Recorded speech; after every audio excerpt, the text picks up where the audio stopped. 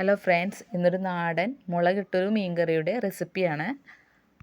അതിനായിട്ട് ഒരു മൺചട്ടിയാണ് ഇവിടെ എടുത്തിരിക്കുന്നത്. അതിലേക്ക് ആവശ്യത്തിന് എണ്ണയും ഒരു നുള്ളു ഉലുവയും ചേർത്ത് പൊട്ടിച്ചെടുക്കുക. അത് നന്നായി പൊട്ടി വന്നതിന് ശേഷം 2 അല്ലി വെളുത്തുള്ളി അതിലേക്ക് ഇട്ട് കൊടുക്കുക. പിന്നെ ചെറുതായിട്ട് അരിഞ്ഞ ഇഞ്ചി 1 ടീസ്പൂണോളം ആഡ് ചെയ്ത് കൊടുക്കുക.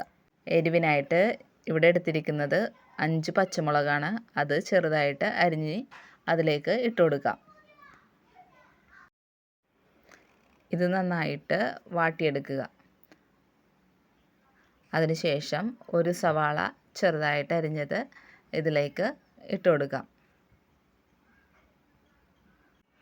സവാളയുടെ നിറം മാറുന്നത് വരെ നമുക്ക് വഴറ്റി കൊടുക്കാം.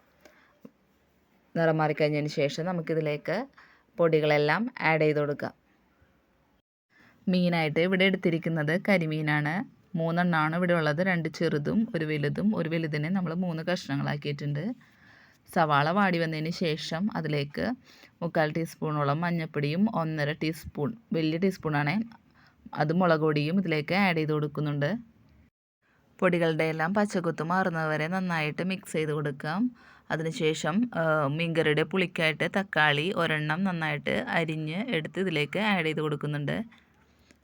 എന്നിട്ടെല്ലാം കൂടി മിക്സ് ചെയ്തതിന് ശേഷം ഇതിലേക്ക് മീൻ വേവാൻ പാകത്തിന് വെള്ളം ഒഴിച്ചു കൊടുക്കുക. വെള്ളം ചേർത്ത് കഴിഞ്ഞതിന് ശേഷമാണ് ഇതിലെ ഉപ്പ് നോക്കേണ്ടത്. ഉപ്പില്ലെങ്കിൽ ആവശ്യത്തിന് ഉപ്പും ഇതിലേക്ക് ആഡ് ചെയ്ത് കൊടുക്കാം.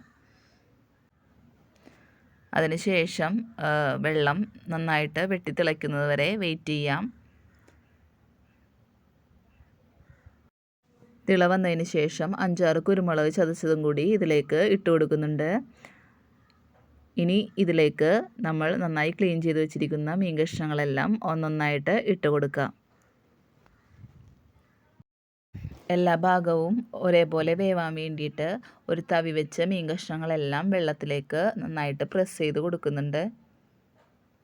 അതിനുശേഷം ഇത് ഒരു 10 മിനിറ്റ് വേവിച്ച് എടുത്താൽ കറി സെറ്റായോടെ. അതിനായിട്ട് ഒരു ചെറിയൊരു മൂടി വെച്ച് ഇത് മൂടി വെക്കാം. നല്ല തീയിൽ തന്നെ വെച്ചിട്ടാണ് ഈ മീൻ കറി വേവിച്ചെടുക്കുന്നത്.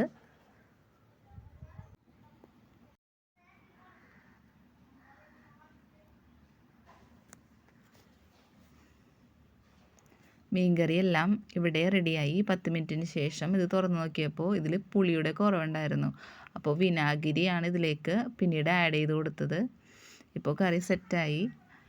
അപ്പോൾ നിങ്ങൾക്ക് എല്ലാവർക്കും ഇഷ്ടപ്പെട്ടിട്ടുണ്ടെങ്കിൽ കമൻറ്റ് ചെയ്യുക. എല്ലാവരും വീട്ടിൽ ട്രൈ ചെയ്ത് നോക്കുക. Okay, by.